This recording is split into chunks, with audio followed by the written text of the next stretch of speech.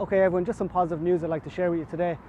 As you know, we had a public assembly a couple of weeks ago in Castlebar here, and we put forward a motion to the crowd which was passed by the majority of people. The gist of that motion was essentially that County Mayo cannot take in any more people at the moment, whether it's Ukrainian refugees or international protection applicants, until there's an adequate level of care given to the people that are already here. And we're talking about housing, we're talking about services like hospitals, schools, policing. All these things have to be addressed before we take in more people. We sent that to the council last week, and we asked them would they discuss this issue. We didn't actually get a response from any of them, but we hear it reported in the local news today that the meeting that was planned for Monday week, the 8th, has been brought forward to this day next week, which is Friday the 5th, and they're going to be specifically discussing, not word for word that motion that we put forward, but something very similar. I'll just read it to you actually. Having regard to the recent and sudden population increase in towns and villages in Mayo, and in the absence of a clear strategy to ensure the delivery of critical services, medical, policing, education, etc., that Mayo County Council no longer cooperates with the intake of Ukrainian refugees and international protection asylum seekers into the county until the aforementioned strategy is prepared, resourced and delivered. So that's the first part of the motion that they're going to be discussing this day week, next Friday, at 2 o'clock, and we're going to be here. Obviously we have something planned for the Monday, but we're going to be here on the Friday and to have a listen to that discussion, and based on what happens there we'll see if we do anything on the Monday.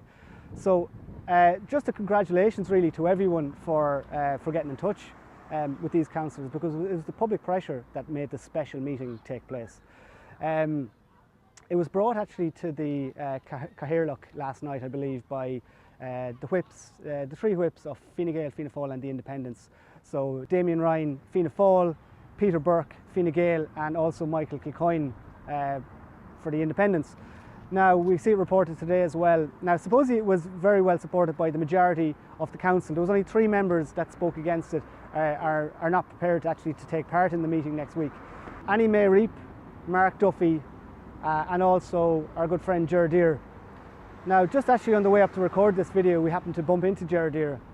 So we took the opportunity to ask him, you know, why he's not willing to take part in the debate or the discussion, the meeting next week. So here's what he had to say. I notice you're one of the people that are objecting to that meeting taking place. Yeah, what has that to do with you? It was called by other councils, so it's nothing to do with you. It's a very similar motion to the one we before. Come here. I won't be supporting any motion belong to you anyway. You won't be supporting any motion belong to you. Okay. Because you're not a public representative. But as you said, until the day you are a public representative. But as you said a second ago, it's not our motion. It's the council's put it forward. Yeah. So will you tell us? It doesn't say anything. I'm not going to the meeting. But why is that? That's my. Because the people are concerned, and you don't care about the concerns people have. I'm more concerned than you have about anyone. So really? Good luck. Why won't you talk? Why won't you talk for a second? Not talking to you. Okay? Why are you not talking to me? What's the problem with me? Okay, so there you go. There's Gerard Deere. Not a fan of democracy, as you can see. Anyway, we're making progress, and it's because of people power, as I say. So we'd invite everyone to come along here this day week, next Friday, the 5th of May, at 2 o'clock here, and let's see how this discussion goes. Because things aren't getting any better here. I mean, I'm just looking at a headline here today from the Irish Examiner.